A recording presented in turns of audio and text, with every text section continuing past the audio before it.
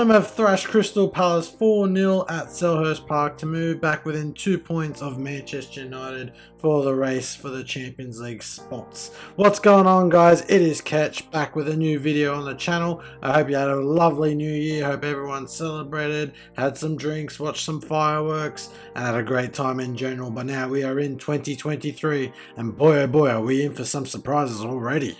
We begin with Tottenham, who got back to winning ways by thrashing Crystal Palace 4-0 at Selhurst Park, and to be perfectly honest, it was probably a game that was a lot closer than the 4-0 scoreline suggested, but nevertheless Tottenham showed their clinical finishing with Harry Kane grabbing a double, Matt Doherty and Heung-min Son all on the score sheet, Harry Kane moving a couple closer to Alan Shearer's record and also within 2 of the current Tottenham Hotspur goal scoring record currently held by Jimmy Greaves. And also the win for Tottenham eased a bit of pressure on manager Antonio Conte, who has come under some criticism in recent times for his managerial style and his ability, as well as the fact that he does like to leave clubs when the going gets tough.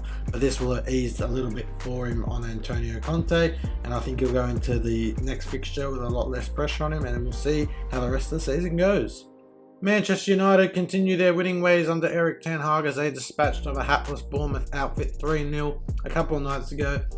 Casemiro, Luke Shaw and Marcus Rashford were all on the sheets as they easily made light work of Bournemouth, and they've actually increased their position in the top 4. They've sort of solidified it at the moment. They've still got Tottenham and the indifferent Liverpool coming at them, but we shall see how the rest of the season goes for United. And look, what a return to form for Luke Shaw after many years of being maligned by Jose Mourinho for his fitness and ability. He's actually come under really well under Erik ten Hag. He's playing a lot better. I think that's just ten Hag's ability as a better manager. Certainly he's getting a lot more out of Luke Shaw than say Ole Gunnar Solskjaer and Ralph Rangnick before him did.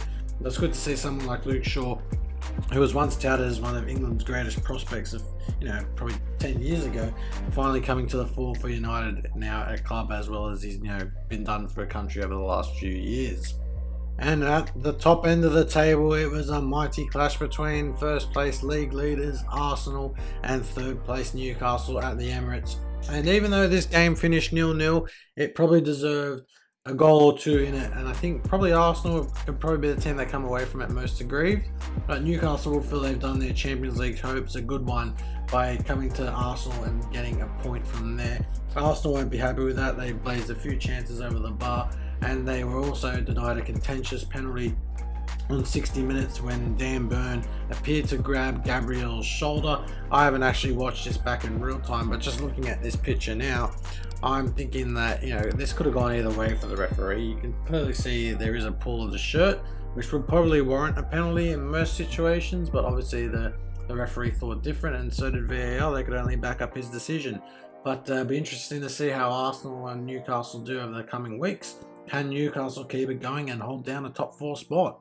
Nottingham Forest, meanwhile, climbed out of the relegation zone with a hard-fought 1-0 win over Southampton at St Mary's, and it was the ex-Liverpool striker Taiwo Awoniyi who got the winner on 27 minutes to heap more and more pressure on the Saints as they are now rooted to the bottom of the Premier League table. And things aren't looking up for Southampton. When they sacked Ralph Hasenhüttl and replaced him with Nathan Jones, it was seen as an appointment with some optimism and hope amongst the Southampton fan base. But they have not scored a single open play goal since his appointment. They've only actually scored a couple of penalties, and because of that, they haven't won a game either, and sit rooted to the bottom of the table, around 4 points from safety at the minute. So it remains to be seen what Southampton do. They got to give Nathan Jones, the manager, at least one transfer window in January to get things right. But if Southampton don't hurry up and get a move on, they could go down come season's end.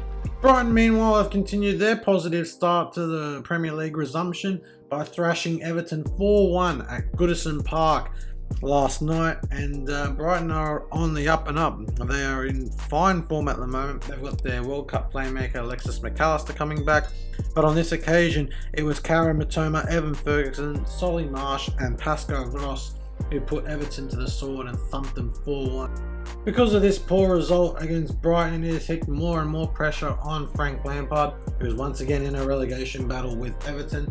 and the Toffees will not want to see that their club go down.